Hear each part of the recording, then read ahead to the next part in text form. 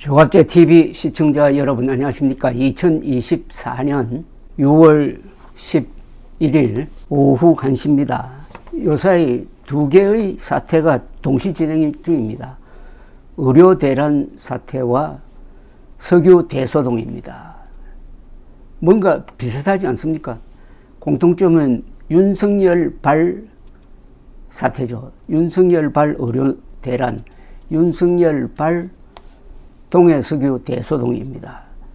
근데 공통점이 있는 것 같지 않습니까? 뭔가 뭔가 비슷한 느낌을 받을 겁니다. 그래서 그걸 제가 정리를 해보니까 한 7개 공통점이 있습니다. 첫째는 근거 없는 수치에 집착하고 있습니다. 윤석열 정부가 근거 없는 수치에 집착하고 있습니다.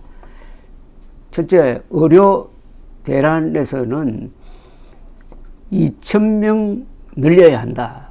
의과대학 신입생 정원을 2,000명 늘려야 한다는 아주 과격한 수치, 그리고 포항 석유 대소동은 140억 배럴이 매장되어 있다는 다소 황당한 수치, 여기에 집착하고 있습니다. 140억 배럴과 2,000명 정원을 합리화시킬 수 있는 과학적인 근거는 존재하지 않습니다. 그런데도 그 수치에 매달려 가지고 밀어붙이고 있습니다. 의료 대란은 이미 걷잡을 수 없는 단계까지 왔습니다. 140억 배럴이라면은 이거 간단하게 이야기하면은 이 복잡하게 설명할 필요가 없습니다. 저 중동이 동해로 이사 왔다는 뜻입니다. 동해에 지금 중동이 숨어 있다는 겁니다. 140억 배럴짜리 대유전이 발견되는 곳은 세계에서 몇 군데밖에 없습니다. 중동, 그리고 시베리아 주변, 카스피해 주변, 그리고 베네수엘라 주변, 거기에 가이아나라는 나라가 있습니다. 최근에 거기서 큰 유전이 발견되었다고 해가지고 이게 동해에서도 발견될 것이다, 이런 황당무계한 지금 추정을, 아니 공상을 지금 하고 있습니다. 근거 없는 수치입니다. 근거 없는 수치에 집착하고 있다는 것은 이 윤석열 정부, 특히 윤석열 대통령이 숫자 감각이 약하다는 겁니다. 수학 교육에 좀 문제가 있었다는 이야기 아니겠습니까? 두 번째는 권력의 힘으로 밀어붙이기입니다. 이게 말이 안 된다는 걸 알면서도 밀어붙입니다. 권력의 힘으로 그렇게 하고 있습니다. 지금 정부는, 석유공사는 여러 가지 문제가 동시다발적으로 지금 노출되고 있는데도 불구하고 시추를 계속 하겠다는 거 아닙니까?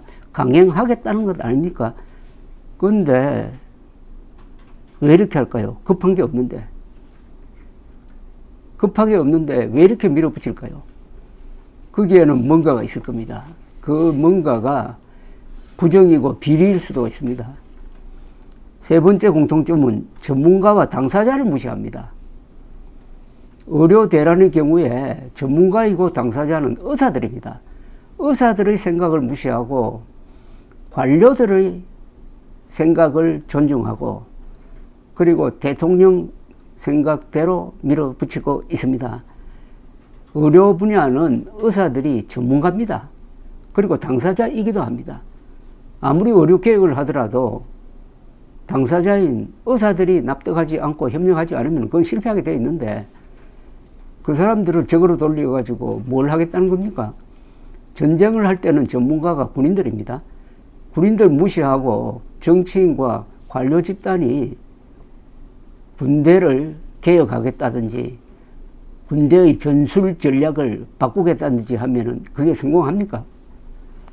전문가 당사자를 무시하고 있다는 것은 사기꾼이나 선동꾼이나 아마추어나 제3류들한테 이용당한 가능성, 또는 그들과 함께 공멸할 가능성을 내포하고 있습니다. 네 번째는 우물안 개구리입니다. 지금 대한민국의 의료체제는 세계 최고 수준입니다. 그런데 외국과 비교를 해가면서 개혁을 하든지 뭘 하든지 해야 될 것 아닙니까? 한국 의료 체제를 외국과 비교하면 세계 최고입니다. 그렇다면 개혁 대상이 아니라는 이야기입니다. 잘 나가는 회사나 잘 나가는 시스템을 개혁, 즉 뒤집어 엎는다는 게 이게 말이 됩니까? 개선할 필요는 있습니다. 점진적으로 하는 거였죠. 그러니까 개혁이라는 이 말 자체가 잘못된 겁니다. 개선의 대상이 되는 건 맞지만 개혁의 대상은 아닌 겁니다. 그 말에 벌써 마취가 된 거죠. 말에 취한 겁니다. 개혁이라는 말이 근사하게 보이니까 100명, 200명 정도는 안 된다. 2000명 정도는 돼야 된다. 이렇게 내질러 버린 것 아닙니까? 우물안 개구리는 지금 석유공사가 추진하고 있는 윤석열 대통령이 거기에 탄 것 같은데, 그들이 하는 동해 석유 시추도 이게 국제적 감각이 없이 하고 있습니다.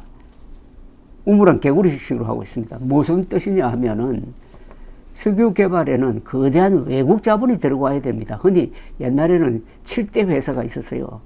엑선, 갈프, 로얄 더치 쉘 등 이런 브리티시 페트롤리움 이런 걸 세븐 시스터즈라고 합니다. 국제 석유 자본이 동해 시추에 참여해야 그게 제대로 되는 겁니다. 그런데 지금 석유공사는 우리나라 돈으로 하려고 하는 것 같아요. 이렇게 리스크가 큰데 왜 우리가 돈을 댑니까? 거기에 정말 뭐가 있다고 그러면은 이 대석유 회사가 들어오게 됩니다. 그게 안 들어온다는 것은 가능성이 없다는 겁니다. 대석유 회사 정도는 아니지만 아주 큰 호주의 석유 회사가 철수했습니다. 그러면 이것은 국제적 감각에서 이거는 희망이 별로 없다는 겁니다. 그런데 140억 배럴의 허황된 꿈을 믿고 밀어붙이겠다는 겁니다. 바로 우물안 개구리식으로 하고 있습니다. 우물안 개구리식으로 이른바 의료 계획을 하고 우물안 개구리식으로 동해 시추를 하겠다는 겁니다. 다섯 번째는 조선일보와 문화일보의 문제입니다. 이상하게 조선일보와 문화일보가 의료 대란 사태를 다루는 태도와 이번에 이 포항석유 대소동을 다루는 태도가 같아요. 어떤 점에서 같으냐? 일방적으로 석유공사나 정부 측 입장을 대변합니다. 여러 가지 문제가 있어도 그걸 듣고 완전히 윤석열 정부 대변인 역할을 지금 하고 있습니다. 그러다 보니까 조선일보와 문화일보의 발언권이 약해졌습니다. 발언권은 어떻게 나오느냐? 언론의 발언권은 공정한 데서 나옵니다. 조선일보와 문화일보가 가장 불공정한 보도를 하고 있습니다. 상대적으로 동아일보나 한겨레 신문이 그래도 이 의료 대란과 석유, 특히 이 석유 대소동에서는 그래도 객관적인 자리를 잡고 있습니다. 의료 대란 그리고 석유 대소동에서 아주 합리적인 대책을 세울 수가 있는데 그 위치에 있었던 게 조선일보입니다. 조선일보가 그래도 정부에 영향력이 있지 않습니까? 그런데 조선일보가 그렇게 하려면 객관적 위치에 서야 합니다. 그렇게 해야 설득력이 있습니다. 그런데 일방적으로 정부 편을 들어버리니까 정부도 이제는 이런 조선일보나 이런 문화일보는 그렇게 중요하게 보지 않습니다. 아니, 자신들이 잘못하는 것까지 덮어주려고 지금 애를 쓰는데 그러면은 정부 입장에서는 그냥 선전은 취급합니다. 어렵게 생각하지 않아요. 여섯 번째, 급하지 않는 걸 급하게 서둡니다. 의사 부족 사태가 없는데도, 비상사태가 없는데도 급하게 의료개혁을 한다고 하다가 이 지경을 만들어 놓고 지금 석유 부족 사태가 없는데도 유전개발한다고 이렇게 서두르고 있습니다. 왜 서두르겠느냐? 바로 윤석열 대통령의 취향에 맞고 단기간에 뭘 해보겠다, 업적을 남기겠다 하는 이런 조급한 마음 때문에 일을 망치고 있다 이거죠. 그 다음에 일곱 번째가 가장 중요한데, 의료 대란도 그렇고 이 석유 대소동도 그렇고 경제성을 무시하고 있습니다.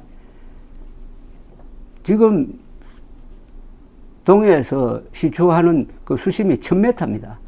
보통은 석유 개발은 수심 200m 안쪽의 대륙붕에서 하는 겁니다. 이 심해에서 시추하는 것도 어렵고 거기서 유전이 발견되더라도 그것을 육상으로 끌어올리는 과정도 어렵답니다. 어려우니까 돈이 많이 드는 겁니다. 육상에서 하면은 한 구멍 뚫는데 뭐 한 10억 정도 되면 충분한데 1000m니까 1000억이 들어간다는 것 아닙니까? 시추도 그렇지만은 거기서 생산할 때도 그만큼 어마어마한 돈이 들어가니까 경제성이 약한 겁니다. 경제성이 약한 곳에 왜 투자를 합니까? 의료 대란도 마찬가지 아닙니까? 이렇게 되면 결국은 모든 의사수를 늘리면 모든 게 의료비 증가로 나타납니다. 결국 우리 국민들이 피해를 봅니다. 경제성을 도외시하고 그냥 감상적으로 밀어붙이고 있습니다. 7개를 요약하면 근거 없는 수치에 집착, 밀어붙이기, 전문가와 당사자 무시, 우물안 개구리식 추진, 조선일보와 문화일보의 일방적 정부 편들기, 그리고 급하지 않는 걸 급하게 추진한다. 마지막으로 경제성 무시. 그런데 이렇게 하면은 잘 될까요? 실패할 겁니다. 결국 실패하면은 그 책임은 윤석열 정부, 특히 윤석열 대통령이 대가를 치러야 합니다. 감사합니다.